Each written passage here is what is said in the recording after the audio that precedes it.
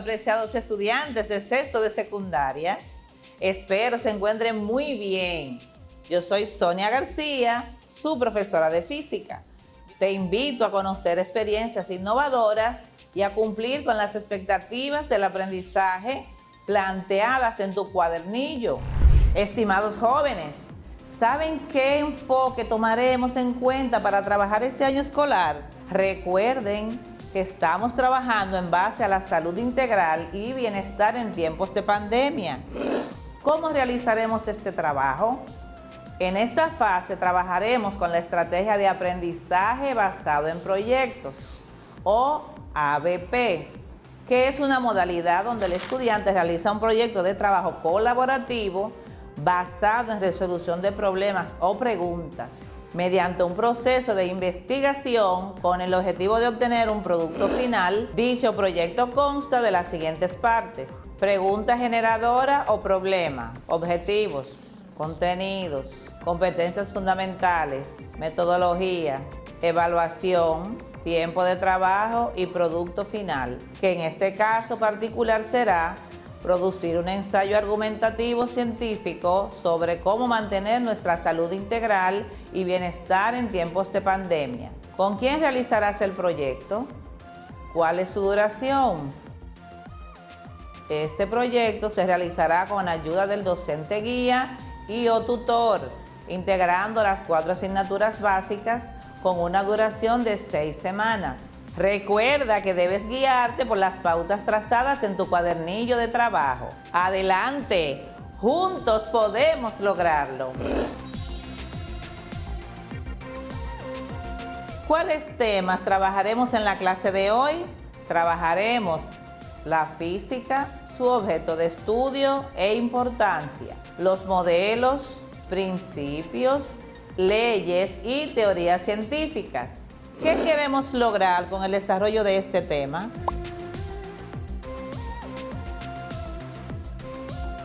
Para esto debemos lograr la siguiente competencia específica. Se cuestiona e identifica problemas y situaciones que puede explicar utilizando las ideas fundamentales de las ciencias físicas.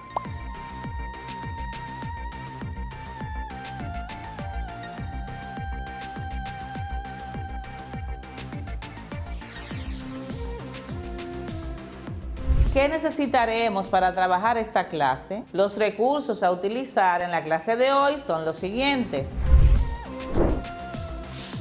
cuadernillo, lápiz, borrador, bolígrafos y libreta de apuntes.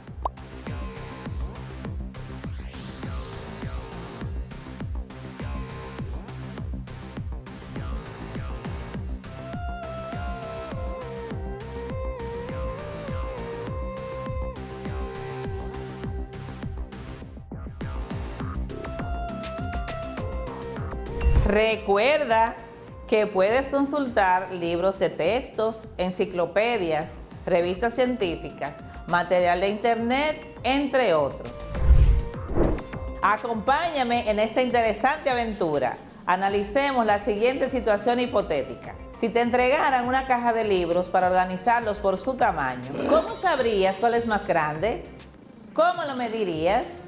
Si respondiste que usando tus manos, tus pasos o simplemente comparando la longitud del libro con un objeto de tu preferencia, lo hiciste muy bien. ¿Con qué lo medirías? Si respondiste que usando una regla, una cinta métrica o cualquier instrumento de medida que esté a tu alcance, muy bien. ¿Recuerdas cuál es la ciencia que estudia las mediciones?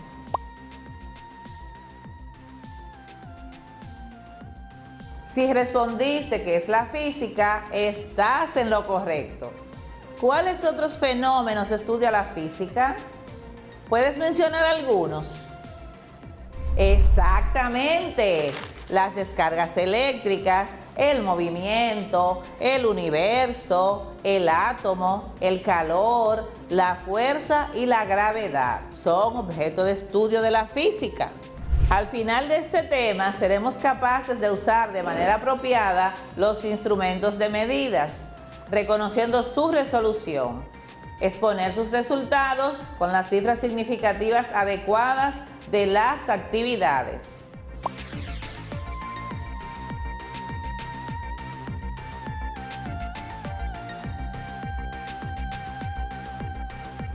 A continuación mencionaremos algunos conceptos importantes. Física, ciencia que estudia los fenómenos naturales y sus transformaciones con ayuda de otras ciencias como las matemáticas. Estudia la energía, materia, espacio y tiempo basada en modelos, teorías, leyes, principios y experimentos.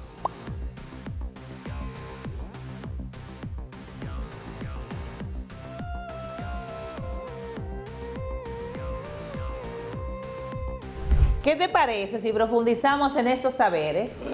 Un modelo es una representación abstracta, conceptual, gráfica o visual de un fenómeno o proceso.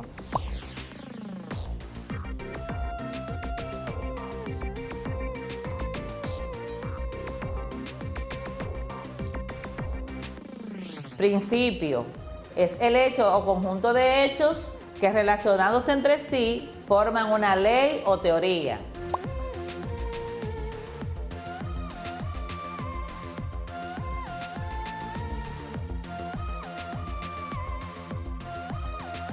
Ley son conclusiones basadas en observaciones y experimentos científicos repetidos a lo largo del tiempo y demostrados por la comunidad científica.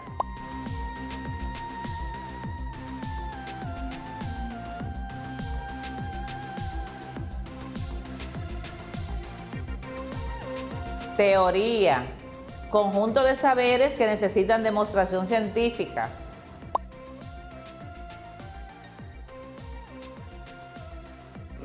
Por ejemplo, las leyes del movimiento de Newton, muy conocidas, guardan muy estrecha relación con actividades diarias como jugar pelota, caminar, nadar.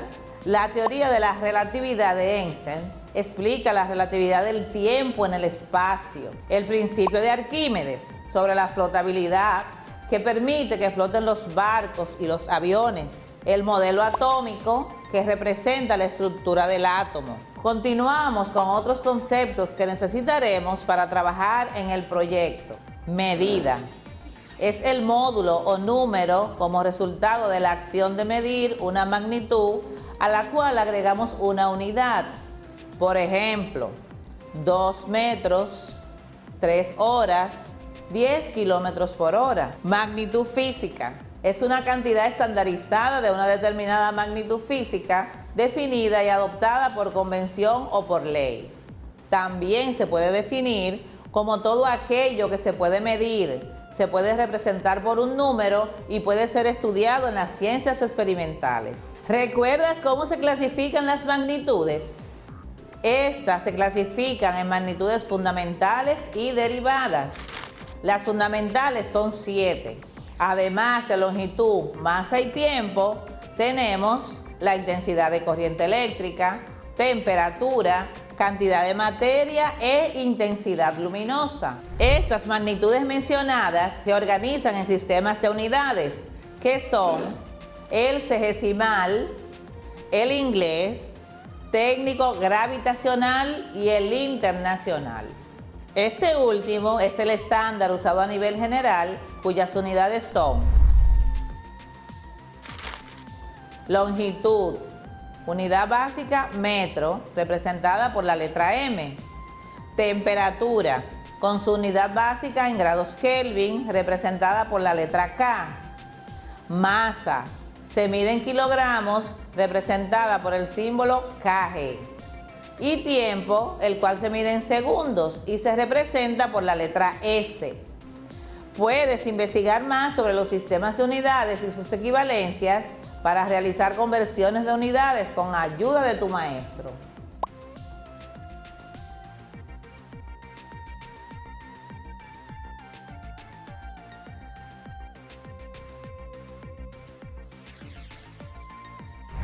La importancia de la física radica en que nos permite comprender los fenómenos que ocurren en el universo y en la vida cotidiana, su origen y su futuro.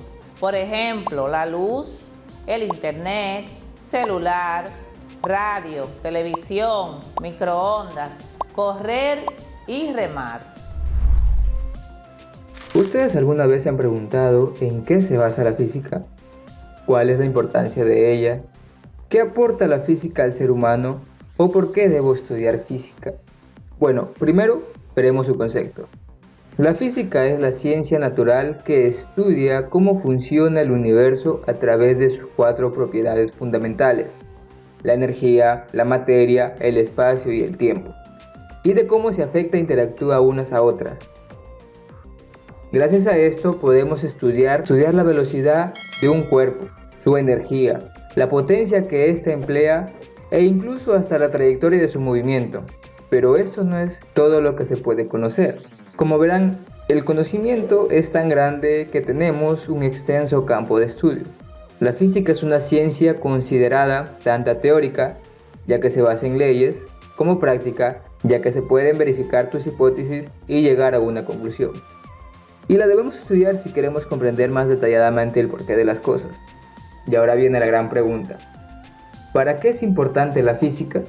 Bueno, la física es importante porque gracias a ella el ser humano entiende gran parte de lo que ocurre en el universo. Con ella podemos tener conocimientos más detallados y profundos.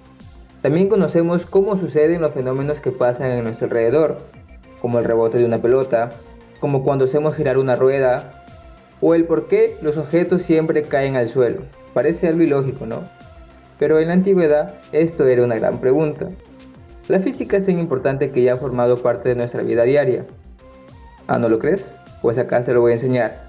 Cuando nosotros prendemos un foco de nuestra casa, es física. Cuando nos conectamos al internet, es física.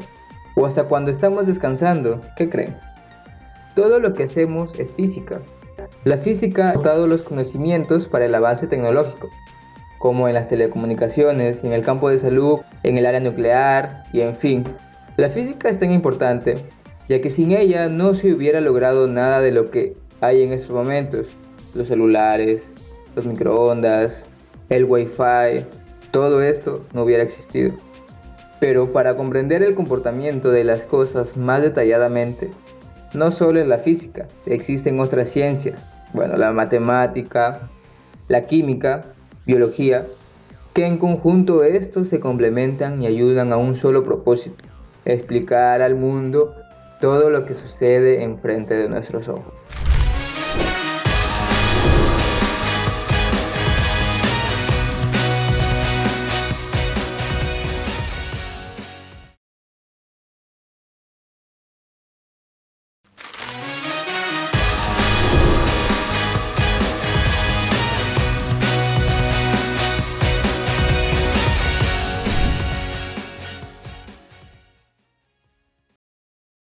¿Cuáles unidades de medidas conoces? Si tu respuesta es el metro, el kilómetro, el centímetro, milla, kilómetro por hora, minutos o segundos, estás en lo correcto.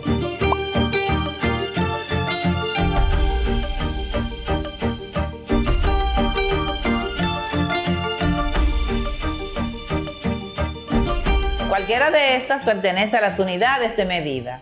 Al final de esta clase serás capaz de usar de manera apropiada los instrumentos de medidas, reconociendo su resolución, expone sus resultados con las cifras significativas adecuadas de las actividades.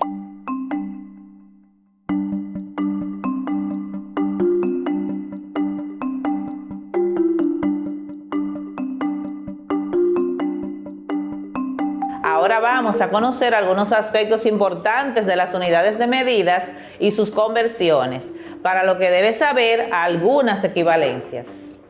Para unidades de longitud, cuya unidad base es el metro, tenemos que sus múltiplos son el kilómetro, equivalente a 1000 metros o 10 a las 3 metros. Hectómetro, equivalente a 100 metros o 10 a las 2 metros. Decámetro, equivalente a 10 metros. Los submúltiplos del metro son decímetro, equivalente a 1/10 de metro o 10 a la menos 1 metro.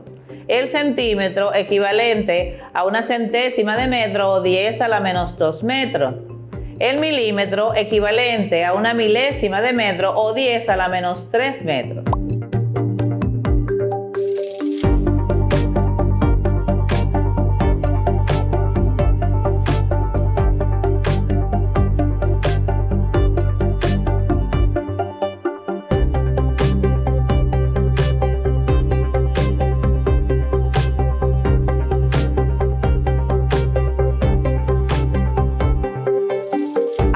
Realizaremos algunos ejemplos.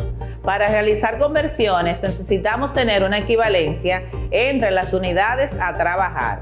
Ejemplo 1. Convierte 3 kilómetros a metro. 1 kilómetro es igual a 1000 metros. 3 kilómetros es igual a X, que será nuestra incógnita. Despejamos la incógnita, entonces X será igual a 3 kilómetros por 1000 metros dividido entre 1 kilómetro, que nos dará como resultado 3000 metros.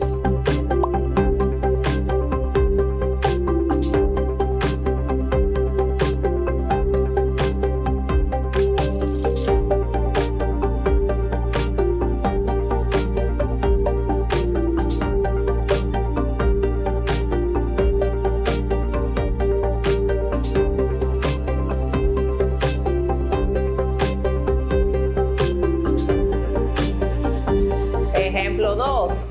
Convierte 400 centímetros a metros. Sabemos que 1 metro es igual a 100 centímetros. ¿Cuántos metros habrán en 400 centímetros? Despejamos a X y esto será igual a 1 metro por 400 centímetros dividido entre 100 centímetros, lo que nos da un resultado de 4 metros.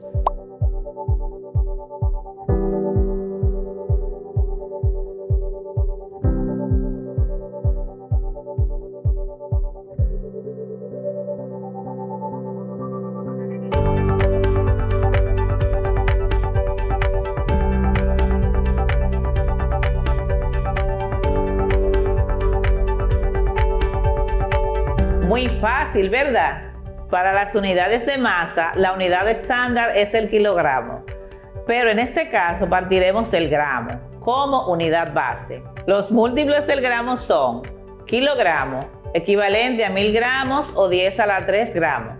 Hectogramo, equivalente a 100 gramos o 10 a las 2 gramos. El decagramo, equivalente a 10 gramos.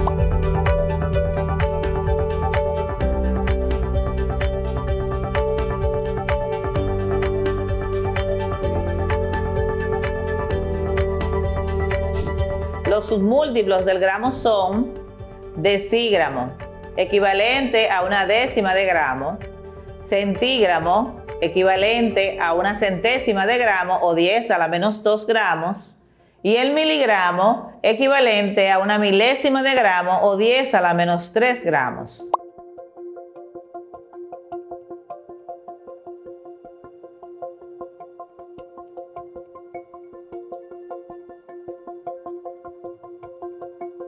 Ejemplo 1. Convierte 500 miligramos a gramos. 1 miligramo es igual a una milésima de gramo. 500 miligramos es igual a X.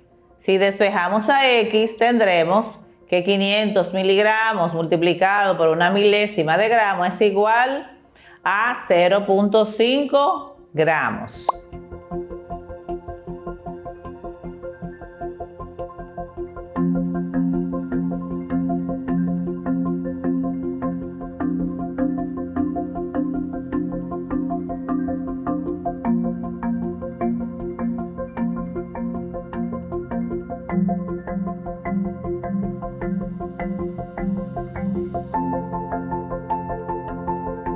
Ejemplo 2. Convierte 2.3 kilogramos a gramos. Equivalencia. 1 kilogramo es igual a 1000 gramos. 2.3 kilogramos es igual a X. Si despejamos a X, tenemos que 2.3 kilogramos por 1000 gramos dividido entre 1 kilogramo nos da un resultado de 2300 gramos.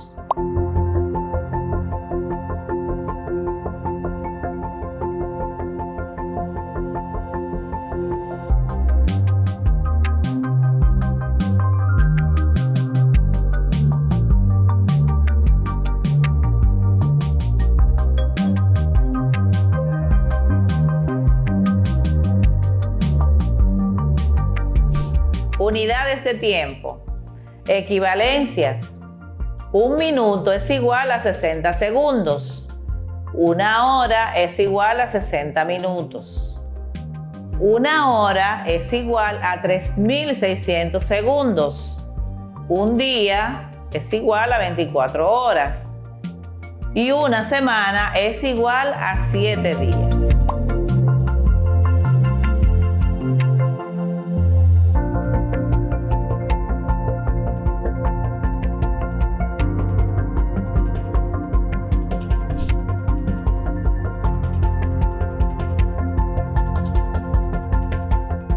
El tiempo se midió por el ángulo o el grado del sol en el cielo.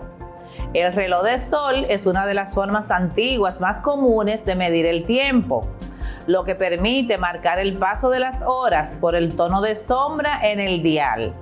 Por supuesto, la desventaja de un reloj que dependía del sol era que durante la noche no había manera de saber la hora. El centenario reloj de sol de la ciudad colonial en Santo Domingo, que permanece inamovible frente al Museo de las Casas Reales desde el año 1753. Esta ingeniosa columna de piedra fue la mejor manera de que los oficiales de la época pudieran saber la hora en cualquier momento del día. El reloj funciona con el movimiento de la Tierra, de manera que, conforme ésta cambia de posición, la construcción proyecta una sombra con forma de triángulo isósceles que señala la hora exacta. Pronto surgieron otros inventos para llenar el vacío. Los relojes de velas con marcas para mostrar la hora, que se usaban para indicar la hora en China y se marcaban para decir la hora a medida que se derritieron. Los antiguos egipcios se jactaban de tener uno de los dispositivos más precisos del mundo antiguo para medir el tiempo. El reloj de agua o clepsidra, utilizado por los antiguos egipcios, quienes se jactaban de tener uno de los relojes más precisos del mundo antiguo. Este se podía usar para medir las horas, incluso por la noche, pero requería mantenimiento manual para rellenar y reponer el flujo de agua. Los primeros relojes mecánicos fueron inventados por los ingenieros chinos en el siglo XI. Convierte 5 minutos a segundos. 1 minuto es igual a 60 segundos. ¿Cuántos segundos habrán en 5 minutos? Si despejamos a X, multiplicamos los 5 minutos por 60 segundos, lo dividimos entre 1 minuto y eso nos da un resultado de 300 segundos.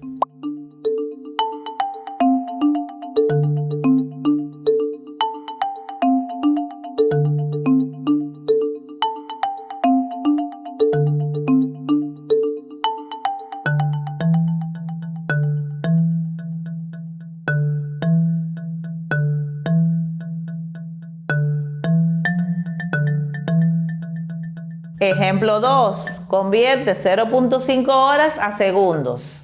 1 hora es igual a 3.600 segundos. ¿Cuántos segundos habrán en 0.5 horas?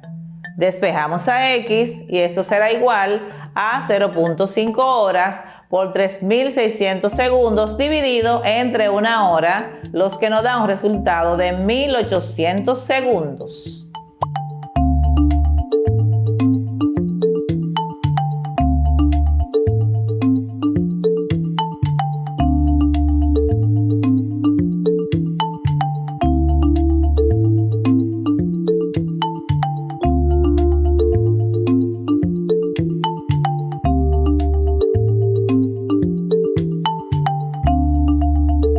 Debes complementar este tema accesando al link de la página 31 de tu cuadernillo y revisar los ejemplos de la misma página con ayuda de tu maestro o tutor.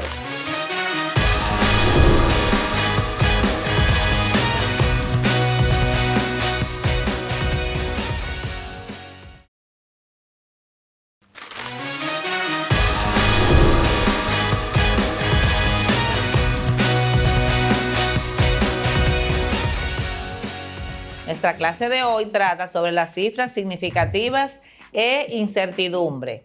En este interesante tema debemos lograr las competencias siguientes. Ofrece explicaciones científicas a problemas y fenómenos naturales. Reconoce los conceptos, principios y leyes presentes en problemas y fenómenos, diseñando y aplicando estrategias en la búsqueda de soluciones, tanto en términos cualitativos como cuantitativos. Busca, analiza y evalúa las evidencias que dan respuestas a problemas y fenómenos naturales, comprendiendo el alcance de los conceptos, modelos, principios, teoría y leyes. Comunica sus resultados utilizando el lenguaje científico y tecnológico. Hoy necesitamos los siguientes recursos para nuestra clase: libreta de anotaciones, cuadernillo, lápiz, bolígrafo, goma de borrar, calculadora.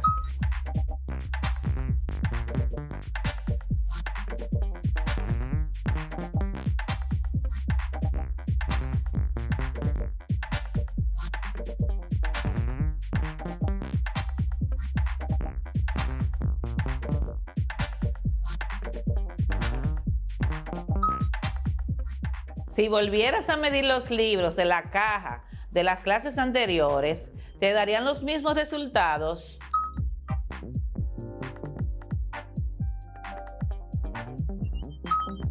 Si respondiste que no, estás en lo correcto, porque aún si midieras los libros 2 veces con la misma regla, notarías algunas diferencias. ¿A qué se debe este fenómeno? A la incertidumbre.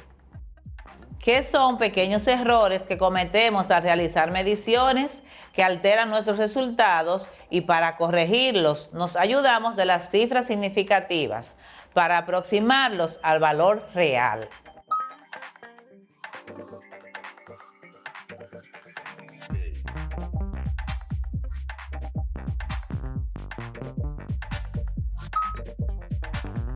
Al final de esta clase serás capaz de exponer sus resultados con las cifras significativas adecuadas de las actividades. Para esto, conoceremos algunas informaciones importantes sobre las cifras significativas. Las medidas experimentales proporcionan la escala del instrumento de medida y por consiguiente se conocen con seguridad, excepto la última cifra, la cual está influenciada por la precisión del instrumento. Las cifras significativas de un número son aquellas que tienen un significado real y por tanto aportan alguna información. Toda medición experimental es inexacta y se debe expresar con sus cifras significativas. Veamos un ejemplo sencillo. Supongamos que medimos la longitud de una mesa con una regla graduada en milímetros. El resultado se puede expresar, por ejemplo, como longitud L igual a 35.4 centímetros. No es esta la única manera de expresar el resultado, pues también puede ser longitud igual a 0.354 metros. Longitud igual a 3.54 decímetros. O longitud igual a 354 milímetros.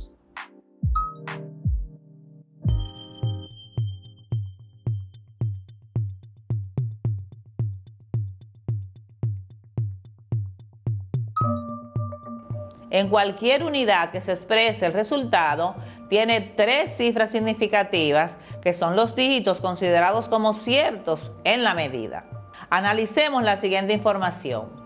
El número que expresa la cantidad en la medida tiene 3 cifras significativas, pero de esas 3 cifras sabemos que 2 son verdaderas y una es incierta, la que aparece subrayada a continuación.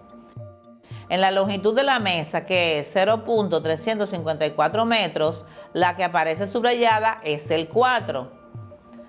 Esa cifra incierta se debe a la incertidumbre al hacer el análisis de los posibles errores cometidos al medir.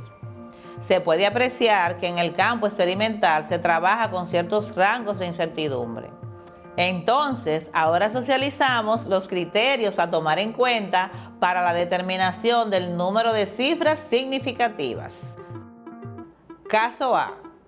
Si un número es mayor que 1, pero no tiene punto decimal, Todas las cifras son significativas, excepto los ceros situados al final del número a su derecha.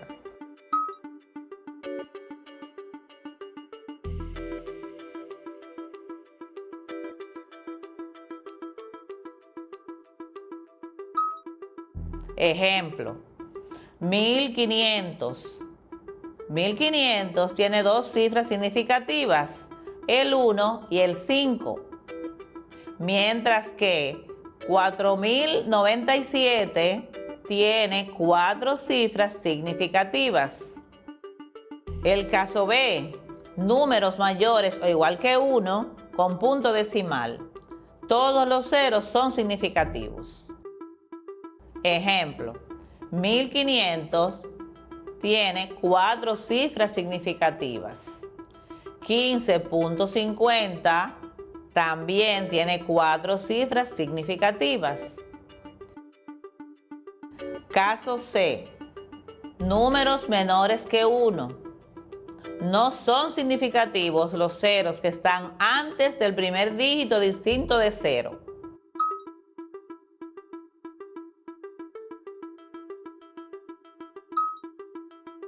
Ejemplo, 0.94 tiene dos cifras significativas que son el 9 y el 4.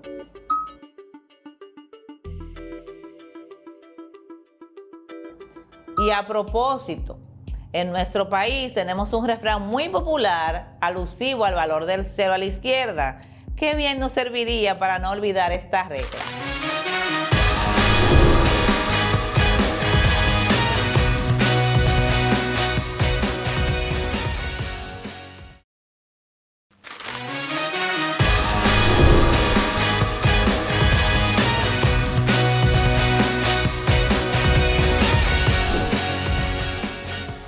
En la clase de hoy aprenderemos a clasificar y a definir las medidas y así determinar cuánta validez tendrían las mediciones de acuerdo con el resultado.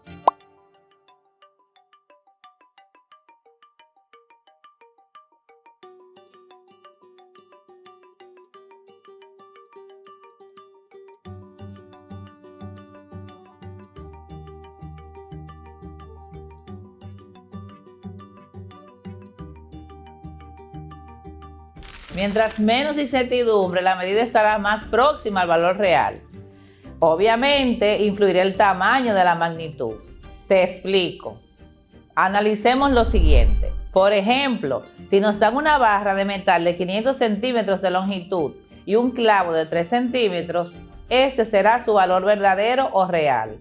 Si cuando medimos la barra de metal nos da un resultado de 499 centímetros, y el clavo nos da un resultado de 2 centímetros, que será su valor experimental, ambos cuerpos tendrán una diferencia de 1 centímetro.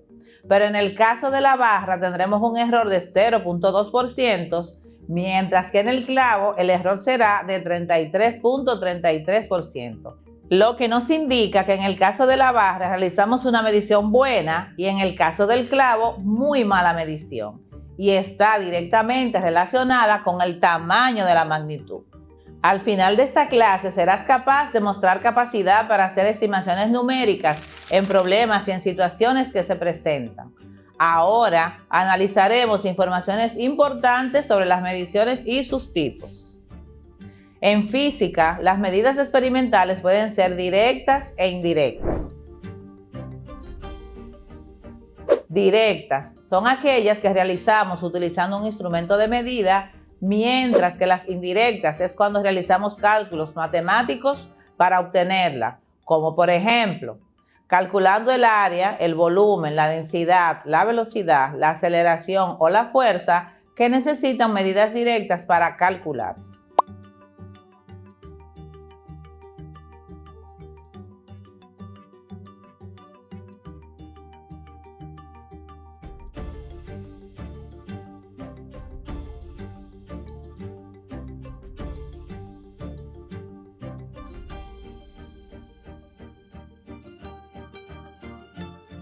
Por ejemplo, si medimos el largo y ancho de la mesa con la regla, sería una medida directa.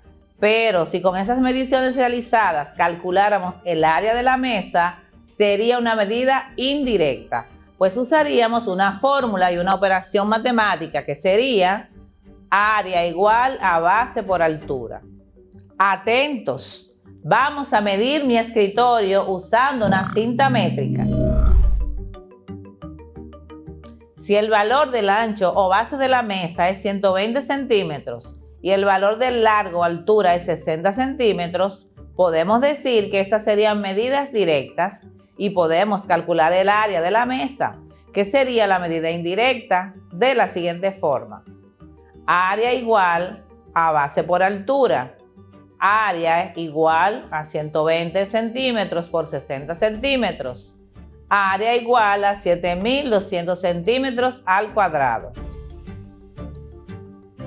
Practiquemos lo aprendido.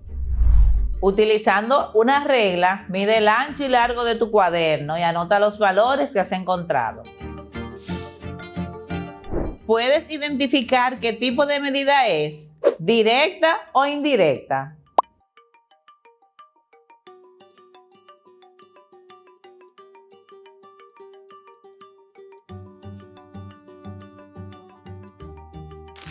Si respondiste directa, lo hiciste muy bien.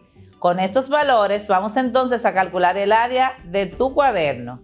¿Recuerdas la fórmula? Área igual a base por altura. Tienes 30 segundos para calcular el área de tu cuaderno. ¡Listo!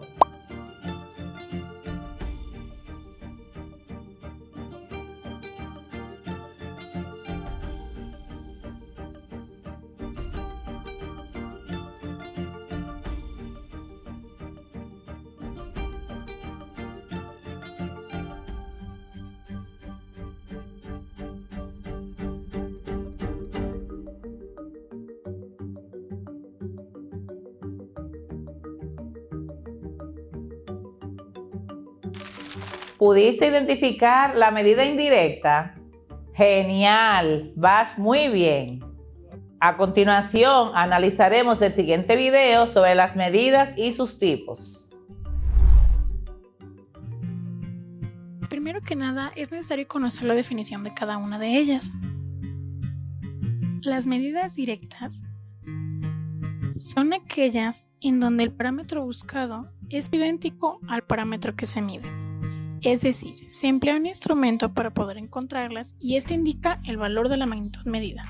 Algunos instrumentos que podemos utilizar para esta medición son las reglas, metros, cintas métricas, multímetros, flexómetros, transportadores, escuadras, balanzas y termómetros. Algunos ejemplos serían medir el largo de un pie, medir la altura de una puerta o medir el diámetro de una circunferencia.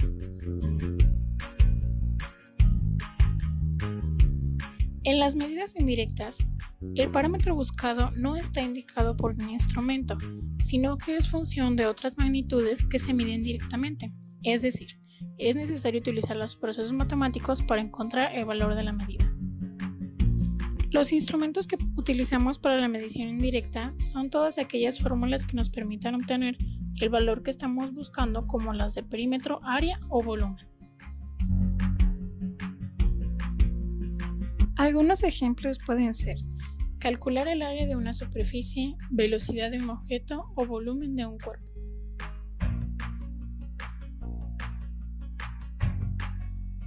Ahora que conoces las definiciones de cada uno, practiquemos. A continuación aparecerán 4 problemas sobre medidas directas e indirectas. Realiza los siguientes ejercicios para reforzar lo aprendido. Ejercicios. 1. Juan quiere mandar a hacer una puerta de madera para su cuarto, así que la medirá con una cinta métrica para conocer la altura de la puerta. ¿Qué tipo de medida utilizará? ¿Directa o indirecta? 2. Traza en una hoja de papel un barquito y encuentra una medida directa y una indirecta. 3. María tiene una alberca en su casa y desea llenarla para una fiesta. Necesita saber cuál es la capacidad que tiene para ver cuántas pipas de agua debe contratar. Para encontrar este valor, ¿qué tipo de medida debe usar? ¿Directa o indirecta? 4. Construye un cubo utilizando media cartulina y encuentra una medida directa y una indirecta. Realiza los ejercicios que te sugieren en el video y socialízalos con tu maestro y tus compañeros. ¿Sabías que toda medición es inexacta y se debe a varias razones? Primero, defecto del instrumento de medida. Segunda, defecto del operador que realiza la medida. Tercera, defecto en la forma del objeto. Cuarta, defecto por factores ambientales. Te invito a ver el siguiente video para profundizar un poco más en los factores que inciden en los errores en la medición. Cuando medimos objetos, podemos observar que algunas de ellas se miden directamente, como cuando medimos una mesa con un flexómetro. Esa sería una forma directa de medirlo. Y también como cuando medimos nuestra altura. Tomamos el flexómetro, pisamos un extremo, lo extendemos y sabemos cuánto medimos. Tomamos la lectura directamente. O también cuando te tomas la temperatura. Ese es un método directo. O cuando queremos medir nuestro peso, simplemente nos subimos a la báscula, vemos la lectura y sabemos cuánto pesamos. También es un método directo de medida. Cuando queremos saber el volumen de un líquido, lo colocamos en una probeta graduada, por ejemplo, y podemos leer directamente su volumen. Ese es un método directo de medida también. Cuando queremos saber cuánta es la presión que tiene una llanta del automóvil, colocamos un manómetro y podemos leer directamente cuánta presión tiene la llanta. También es un método directo de medida. Ahora veamos los métodos indirectos de medida. Quiero medir la mesa, pero en lugar de hacerlo con un flexómetro, lo voy a hacer con una regla de 30 centímetros. ¿Qué hice? Fui sumando de 30 en 30 hasta llegar a la medida final. ¿Qué fue lo que realicé? Operaciones aritméticas. En este caso, fui sumando. Este es un método indirecto de medida. Entonces así logré medir la mesa. Ahora, quiero medir el volumen de agua que tiene una cubeta.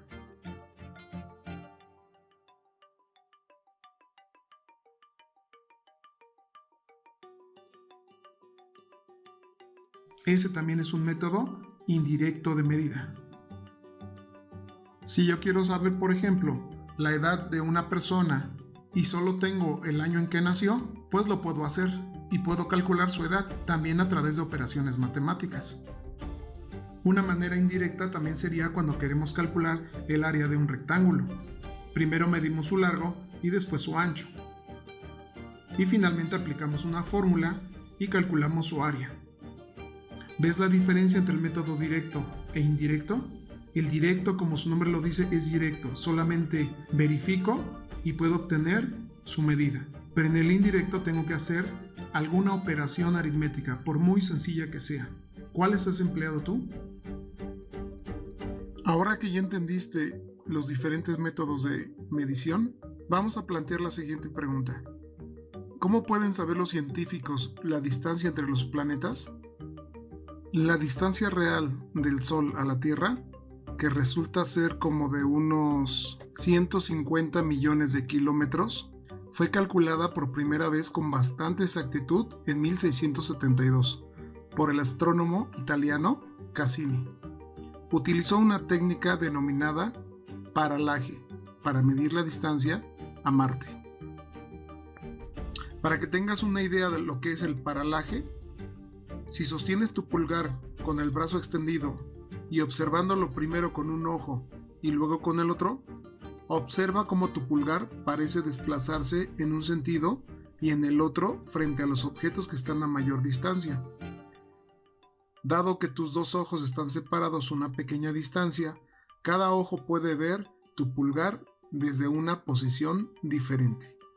Los astrónomos usan el paralaje para calcular distancias a los objetos en el sistema solar y más allá.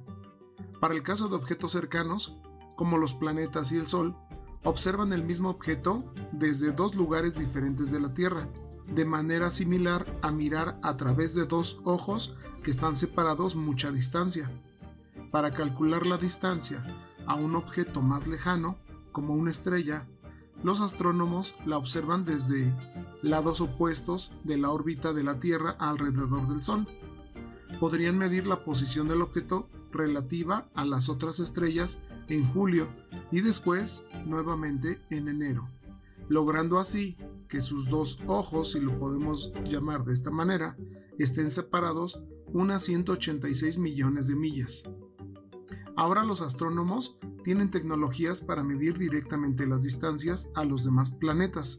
Si tenemos una nave espacial en órbita alrededor de un planeta, sabemos cuánto demora que una señal llegue a la Tierra desde dicha nave espacial. También podemos enviar una poderosa señal de radio hacia un planeta y cronometrar cuánto demora en regresar el eco, dado que la señal y su eco ambos están viajando a la velocidad de la luz. El cálculo es sencillo y muy exacto. Errores en la medición. La medición es una actividad importante en la física y cabe mencionar que no es totalmente exacta. Al realizar una medición, ya sea directa o indirecta, siempre se cometen errores. Esto se debe al uso de técnicas inadecuadas de medición o debido a que la mayoría de los instrumentos tienen una precisión limitada. Por consiguiente, las mediciones siempre deben de ser expresadas considerando el error existente en las mismas. El error en la medición puede definirse como la diferencia entre el valor obtenido al hacer una medición y el valor verdadero. Los errores que se pueden presentar de manera frecuente son: número 1. La mala calibración de los instrumentos de medición.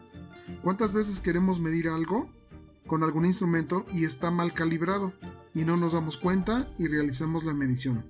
Este es un error que se puede cometer. Para el número 2 tenemos el defecto o la falta de mantenimiento en el aparato de medición. Los aparatos de medición también deben de estar limpios, deben de tener cierto mantenimiento, ¿sí? Entonces tenemos que tener cuidado en ello para no cometer este error. Número 3, la incorrecta postura del observador al efectuar la medición. La postura al tomar la lectura en algún instrumento debe de ser la adecuada. Por ejemplo, cuando estamos tomando la temperatura de alguna persona con un termómetro de mercurio. A veces los abuelitos, la gente adulta que ya no ve bien, los pone de lado, los pone contra la luz y esto provoca un error en la medición. O cuando estás midiendo con una cinta métrica, no te agachas lo suficiente para tener a la altura de los ojos la lectura, sino que lo haces a cierta distancia. Eso provoca también un error en la medición. Y para el número 4 tenemos el defecto visual, lo que se mencionaba en el anterior, el defecto visual de las personas que realizan la medición. Nos hace falta lentes, nos hace falta una graduación y no alcanzamos a ver bien y cometemos un error en la medición. Para el punto 5 tenemos el uso inadecuado del instrumento. No lo sabemos manejar, no lo tomamos adecuadamente, no lo manejamos como se debe, como dicen las instrucciones, y eso nos provoca un error en la medición. Y por último, los factores ambientales, como por ejemplo la temperatura, la humedad, la presión atmosférica. Esto puede afectar tanto el aparato de medición como a los objetos que se miden. Por ejemplo, la longitud de una regla metálica puede variar ligeramente con los cambios de temperatura, o cuando tenemos una regla de madera. Por la humedad del ambiente también la madera se hincha, con el calor regresa al tamaño original, entonces esto nos puede generar algún error en la medición. Los instrumentos son sensibles también a estos cambios de factores ambientales, como la balanza analítica. Estas se desequilibran fácilmente. Algunas propiedades de las sustancias, como la densidad, son afectadas por cambios de temperatura. Una forma de disminuir el margen de error es repetir el mayor número de veces posibles la medición en cuestión y obtener un valor promedio. Quiere decir que si yo quiero una medición perfectamente o lo más cercano a la perfección, yo puedo medir una, otra, a lo mejor 5 veces y después divido esas mediciones entre 5 y eso me dará un margen de error muy pequeño y estaré haciendo una medición muy precisa. ¿Cómo puedes aplicar los conocimientos adquiridos en esta clase? Esta clase te será muy útil al momento de trabajar con mediciones y unidades de medidas, que te ayudarán más adelante en tu proyecto, en tu vida profesional, si quieres ser ingeniero, arquitecto, incluso en la vida diaria, para medir con precisión mobiliarios y espacios en tu hogar, en tu trabajo o donde necesites. Te recomiendo indagar más sobre el tema buscando en internet o en tu cuadernillo y te animo a socializar lo aprendido con tu maestro, tutor o con tus compañeros.